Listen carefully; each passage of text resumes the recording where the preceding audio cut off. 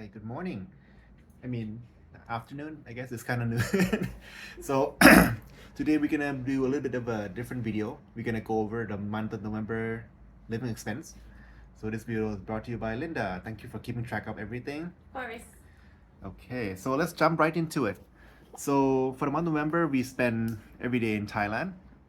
So let's start with the most important expense, which is a massage. So usually we go to Hellland once a week generally, and we would get like the 2 hour aroma massage with about 2,800 baht. And that comes out to about, let me just check here, 11,980 baht, usually once a week. But we're not really limiting ourselves to once a week. Generally, we just, if we feel like it, then we would do more. All right, and second expense is something that it become routine lately. So it was routine before too, but we kind of found a routine here in Bangkok, which is coffee. Generally, we don't really go to Starbucks or anything like that. We usually go to a Cafe Amazon or Cha Tramu because I find that it's a little bit cheaper, and they're everywhere basically. The coffee, usually we go every day. Linda would get Thai iced tea, and I would get an espresso. So usually about 110 baht per day. Sometimes we get it twice if we feel like it. And the total come to 4,057 baht, which is honestly pretty affordable. But then the coffee here, if you've never seen it, it's it's very different in North America. When you ask for iced coffee, it's they really iced it up, like the ice is up to the brim. So if you're not used to it, that's the one thing that kind of throws us off a little bit, is the amount of ice they use. Before going next expense, we're gonna head out to get some food and check out today. So today we're gonna be taking MRT to Silom and then walk to this place that we've been to last year that we really like. It's a khao soi place called Khao Soi. We're gonna go check that out today. So let's talk a little bit about the transit. Bangkok Transit is super convenient. So if you live within the city area, you can pretty much get to anywhere you want. And then if BTS or MRT cannot reach, you can always take Grab, could be like tuk-tuk, motorbike, or car. Grab is like an Uber of Thailand, basically. Like a Southeast Asia, they all use Grab system. You can use them for food delivery or for transit. Very convenient. So in the month of November, our transit fee comes up to about 2,213. I'll have a number put out somewhere as well.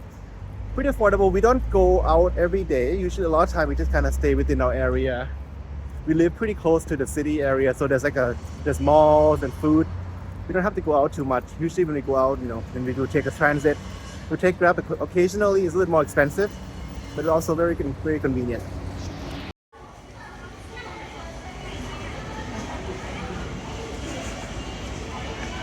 So we're now in the Silom area. Silom area is, I think I used to go to school around here. It is a little bit more expensive area, very crowded, but not expensive because of its like luxury or anything. It's more like it's a very businessy district.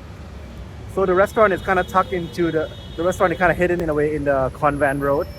It's a little bit on the busier side, so hopefully we'll have some luck today. Don't have to wait too long. What do you plan to get?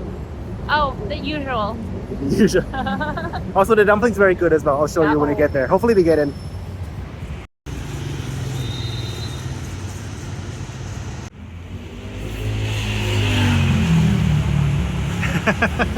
Okay. We are here. The music's a little bit loud, but this is basically the khao soi place. Looks like they add a lot of menu from last time we came here. So basically get the lunch special set for the beef with the dumpling. That one right there. Super good. Excited? So excited. Unfortunately, we were seated just right under basically the stereo system, so the music gets kind of loud. So I'm going to be narrating to this part because I don't want to speak too loud and also don't want to disturb other patrons as well. So this is probably one of the best khao soi places I've tried. I know it's not the most traditional. So me and Linda, we both order a lunch special. So basically it's going to come with the khao soi plus the dumpling and also the refillable drinks. The side of the khao soi is also refillable, so that's really nice. This is probably one of the better khao soi I ever tried. Granted, I haven't tried too many of them, so if you never tried khao soi before or you're a fan of khao soi, definitely give this place a try.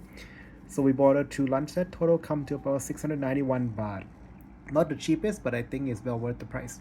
All right, we just finished khao soi. How was it? It was delicious. So it was kind of loud inside because they literally seated us right under the microphone. Not microphone, like a stereo system. So we're probably gonna have to do a voiceover for that one. But we're gonna walk to a coffee shop that we've been eyeing for. So we're gonna, as we're walking there, I thought we'll keep going with the expenses. So next expense is gonna be shopping. So the first couple times that we came to Bangkok, we really went crazy on shopping. But now that we're actually living here, we calmed down a lot. We actually spend barely anything on shopping. We only spent about, I think, 1378 on shopping. I bought this shirt here. It's only 100 baht. So it's just very small things. But however, we do spend $4,200 on groceries and, other stuff like toilet paper, shampoo, and all these things, which is not much really. I think shopping wise, we didn't really go too crazy. I think this is kind of like including in with the entertainment as well, because basically our main entertainment is eating, which is going to be one of our biggest expense for sure. Anyways, I'm gonna make sure that I don't get hit by a car. Here is the okay. I'll see you at the cafe. A few inches later.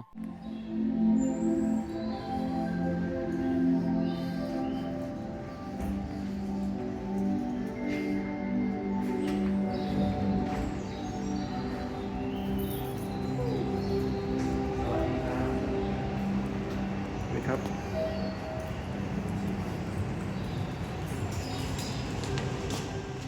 Oh my god. Such a weird way to get to a coffee shop, huh? It's so hidden. They don't have any signs. I know, right? It's like if you know, you know. There's a chair here too. You can sit down while you wait. Is it long wait? That's why we have here? It's a 55 floor, so we're going up slowly. Coming off from that elevator, and the coffee shop is just right over here.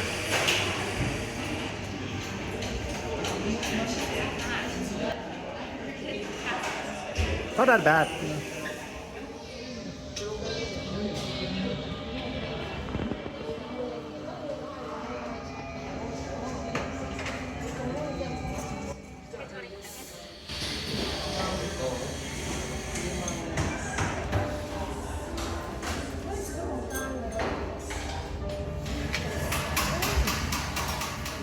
Feels more filters. Just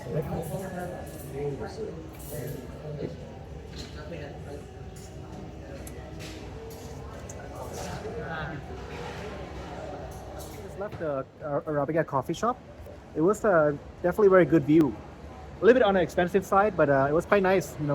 Stay there for a little bit, just sipping coffee, enjoying the view. At nighttime it'll be quite nice to get to see the sun setting, but unfortunately we don't come at the right time for that. Maybe next time. Yeah, maybe next time. Definitely would come back here again. Just for the view alone is really good. Coffee is pretty good, but it is on the expensive side. So anyways, let's continue talking about the expenses. So I forgot to mention that we use the SIM card month by month right now because we're not here long. We don't know where we're gonna be 6 months down the road, so we only bought month by month. So it's about 200 baht per person, which is gonna be 400 baht for the SIM card. We use the DTAC SIM card that we got from 7-Eleven. Honestly, for 200 baht, it's quite cheap. No complaints there. And then now we're gonna move on to a bigger ticket item, which is eating out. I think if you live in Bangkok, two of your main expenses definitely gonna be accommodations and eating out. Those is gonna be what costs you the most. For us, we don't really have a set price of how much we want to spend. We just kind of wake up and hey, what do you want to eat today? And it just kind of go from there. And a lot of time, it doesn't came out to something fancy. We might have a time where we just want to eat street food every day for the whole week. Or sometimes we just want to eat sushi every day for the whole week, as you might have seen in the past video. So in this category, we come up to about 25,609 baht. It's I don't think it's on the cheap side, but also not on the crazy expensive side either. I would say it's like a medium end. We did eat a lot of sushi roll, which is not cheap. Yeah, so that's the eating out for us. So for the day, I think we're gonna head back to the Silom area. We want to check out a few things, and then we'll head back, and then we'll we'll talk more about the expenses.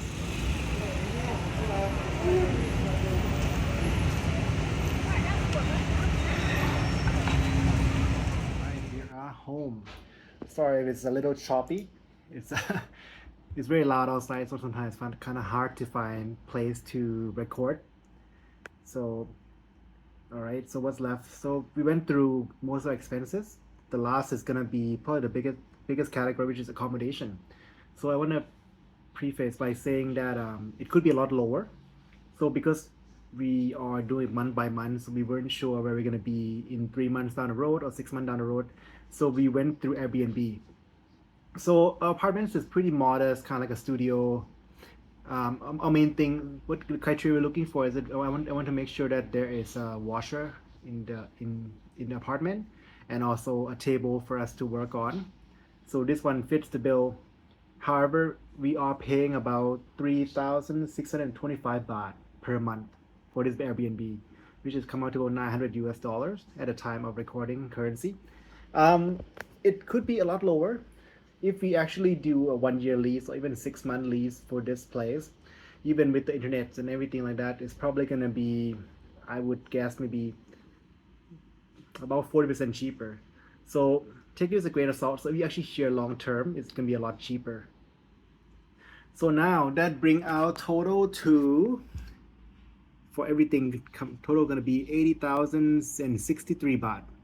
This is gonna be about 2355 US dollars and about 3,335 Canadian dollars.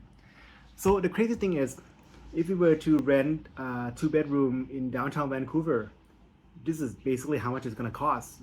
And over here it's actually the whole month, including food and everything, and we're not even like try to cheap out on food or anything like that. So it kind of give you an idea of, like, what life could be with the amount of expense you have. So ever since we retired, our expense actually go down, which is amazing. Not by much, but because we live fairly frugally back in Canada as well. So it's kind of amazing to see how it is over here. And of course, like month by month, some month might be lower, some month might be more expensive. What's not including here is the visa, because I actually have a Thai citizenship. So basically, I don't have to worry about the visa part in terms of how long I'm gonna stay. But for Linda, we basically use extended tourist visa, so she can stay here for 90 days. Then after that, we're probably gonna be resetting her visa through maybe go to other country first and come back, or we might go to a different place altogether. We'll go from there. We also not including healthcare, because we're still figuring out the long-term healthcare cost. And of course, in Canada, we do pay a lot of taxes, but we also have healthcare cover.